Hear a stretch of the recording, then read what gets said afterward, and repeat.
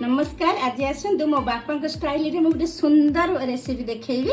Eighty मु केते प्रकार परिया नै छी देखंतु। एइटा नै छी प्रथम एटा पूरा इंडिया फ्लैग बोले आइछ। हां एइटा नै छी प्रथम आलू, एइटा गाजर, एइटा मूला, एइटा जन्ही, एइटा कोन बोइताळू, एइटा बैगण, एइटा बीट, एइटा होची एइटा कोन कोन बीन्स ना बीन्स नै, एइटा नाडुका नाडुका, एइटा पोटल ना एइटा पपेया।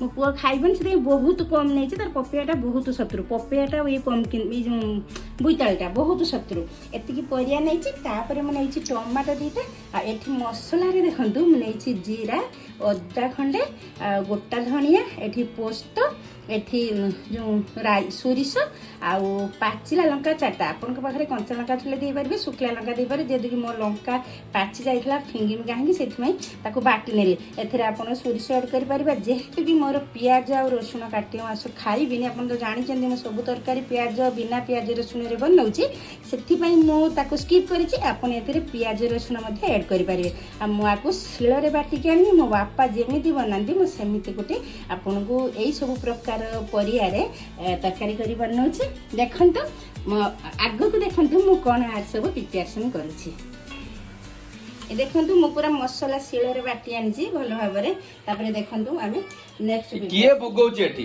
बिले बगौछि तारे आज किछि नाही खाइबा ताकू काटे मासर माछ मिलुनी माने से एमिति हबो तापरे एठी मु आरंभ करिबा नेक्स्ट प्रिपरेशन तेल पकेइली तेल मु 4-5 चमच नहीं गली कारण तेल टिके जस्ट अल्प टिके अधिक लागिबो बस तेल पकेइदेली तापरे मु ऐड करिबी मोर आमर बेसिक मसला जहाँ हमें प्रतिदिन तरकारी रे यूज करू एठी मु देली फुटण 5 फुटण एटा बहुत ए तरकारी पई निहाती आवश्यक 5 फुटण देली मो बापा मध्ये 5 फुटण पकांती तापरे मु एठी देली तेजपत्र एठी देली तेजपत्र गोटे मध्ये दे देली तेजपत्र तो निहाती दरकार आ पकाउला भी निहाती दरकार तापरे मु एठी देली टमाटो तापरे एठी टमाटो दे देली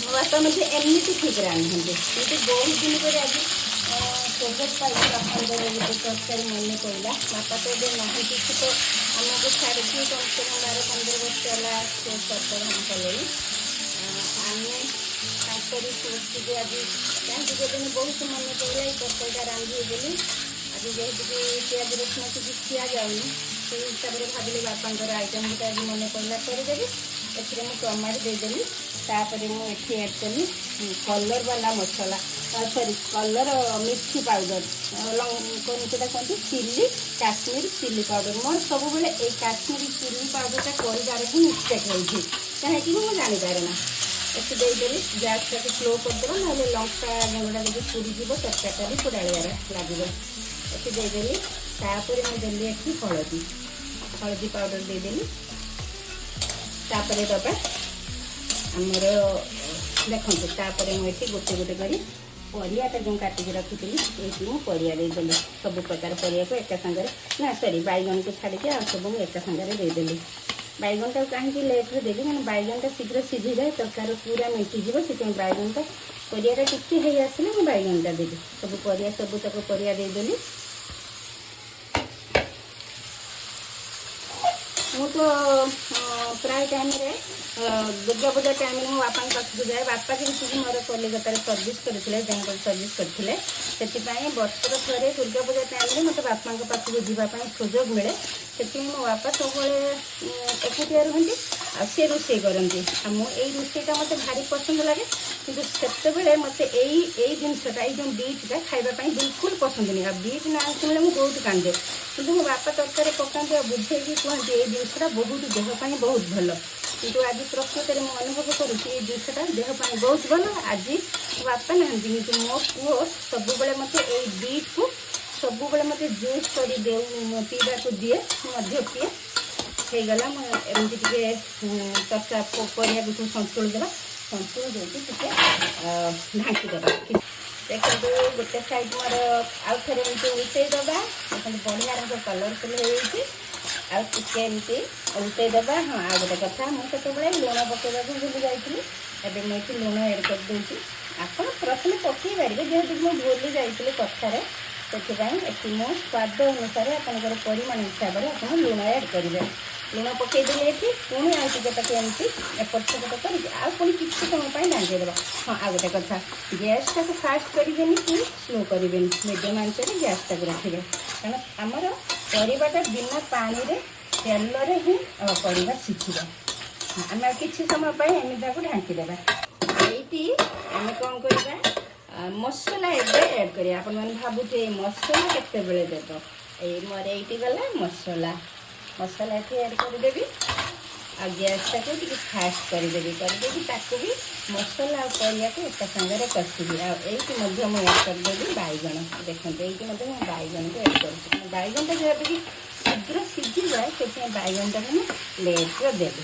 ଗୋଟେ କଥା, ବାପା ଗୋଟେ ପ୍ରଶ୍ନର ଉତ୍ତର ଦେଲୁ, ଏମିତି ଗୋଟେ ତରକାରୀରେ କେଉଁ ମସଲାଟା ଦିଆଯାଏ ଯାହା ତାକୁ ପ୍ରଥମେ ତରକାରୀ ଆରମ୍ଭରୁ ତାକୁ ଦିଆଯାଏ, କିନ୍ତୁ ଠିକ୍ ଖାଇବା ଟାଇମ୍ରେ ତାକୁ ବାହାର କରି ଦିଆଯାଏ। ଆଉ ଗୋଟେ ମସଲା ଏମିତି ଅଛି, ତରକାରୀ ଲାଷ୍ଟ ହେଇ ଆସୁଥିବ ତାକୁ ଦିଆଯାଏ, କିନ୍ତୁ ସିଏ ଆମ ପେଟ ଭିତରକୁ ଯାଏ ବା ତାକୁ ଆମେ ଖାଇଦେଉ। ସେଇଟା କି ମସଲା? ମ୍ୟାଗି ମସଲା। ନା, ତୁ ତ କହିପାରିଲେନି। ଯଦି ଆପଣମାନେ କେହି ପ୍ରଶ୍ନର ଉତ୍ତର ଜାଣିଥିବେ ତାହେଲେ ନିଶ୍ଚିନ୍ତ କମେଣ୍ଟରେ ଜଣାଇବେ। କାରଣ ମୋତେ ତ ଆପଣମାନେ କେହି କମେଣ୍ଟ କରୁନାହାନ୍ତି, ମୋ ଭିଡ଼ିଓକୁ ଦେଖୁନାହାନ୍ତି ବୋଧେ। ସେଥିପାଇଁ ମୋତେ କମେଣ୍ଟ କରିବେ, ଲାଇକ୍ ଗୋଟେ କରିବେ, ସବସ୍କ୍ରାଇବ୍ ଗୋଟେ କରିବେ। କାରଣ ମୁଁ ମଧ୍ୟ କୌଣସି କିଛି ଆଶା ନେଇ ଭିଡ଼ିଓଟି ବନାଉଛି, ସେଥିପାଇଁ ମୋତେ ସବସ୍କ୍ରାଇବ୍ ମୋତେ କରିବେ। ଆଉ କମେଣ୍ଟରେ ଜଣାଇବେ ଏ ମସଲାର ନାଁ କ'ଣ। ଆଉ ଥରେ ତାକୁ ଏମିତି ଭଲ ଭାବରେ କଷିଦେବା, ପୁଣି କିଛି ସମୟ ପାଇଁ ଥାଳି ଢାଙ୍କି ଦେବା। କାରଣ ଆମକୁ ଏଇ ମସଲାରେ ବା ଏଇ ପରିବାରେ ଯେଉଁ ପାଣି ବାହାରେ ସେଇଥିରେ ଆମକୁ ପରିବାକୁ ସିଝେଇବାରେ ଅଛି। ହଁ, ଆଉ ଗୋଟେ କଥା, ଏ ତରକାରୀରେ ମେନ୍ ହେଲା, ତାର ମେନ୍ ପରିବା ହେଲା ଶିମ୍ବ ଯେଟା କୁହାଯାଏ। ସେ ଶିମ୍ବଟା ଆଜି ମୋତେ ମାର୍କେଟରେ ମିଳିଲାନି, ସେଇଟା ପରେ ବହୁତ ଭଲ ଲାଗେ, ଟେଷ୍ଟ ମଧ୍ୟ ତାର ବହୁତ ବଢ଼ିଆ, ସେଇଟା ମିଳିଲାନି। ସେଥିପାଇଁ ମୁଁ ସେ ପରିବାଟାକୁ ସ୍କିପ୍ କରିଛି। ଏତିକି ପରିବାରେ ମୁଁ ମୋ ବାପାଙ୍କ ପସନ୍ଦର ତରକାରୀ ବନାଉଛି। ଦେଖିବା କେତେ ମୋର ଆଜି ମୋ ବାପାଙ୍କ ତରକାରୀ ଗଲା। କେତେ ସୁନ୍ଦର କଲର୍ ହେଇଛି। ଆଉ ତାପରେ ତେଲ ବି ଦେଖନ୍ତୁ କେମିତି ସବୁ ତେଲ ପରିବାରୁ ଛାଡ଼ି ଦେଇ ସାରିଲାଣି। ଆମେ ମସଲାଟାକୁ ଯେ ପର୍ଯ୍ୟନ୍ତ ମସଲାଟାର କଞ୍ଚାଳିଆ ସ୍ମେଲ୍ଟା ନ ଯାଇଛି ସେତେ ପର୍ଯ୍ୟନ୍ତ ଆମେ କଷିବା ଏମିତି। ଏବେ ପାଣି ଦେବା ଟାଇମ୍ ହେଇଗଲାଣି, ଏଥିରେ ପାଣି ଦେଇଦେବା। ମୁଁ ସବୁବେଳେ କହିଛି ମୋ ତରକାରୀରେ ମୁଁ ସବୁବେଳେ ଗରମ ପାଣି ୟୁଜ୍ କରେ। ଆପଣ ସବୁବେଳେ ଗରମ ପାଣି ୟୁଜ୍ କରନ୍ତୁ, ଆହୁରି ତରକାରୀ ଦୁଗୁଣିତ ଟେଷ୍ଟ ହେଇଯିବ। ଏଇଟା ଦେଖନ୍ତୁ, ମୁଁ ଏଇଟା ଗରମ ପାଣି କରିକି ରଖିଥିଲି।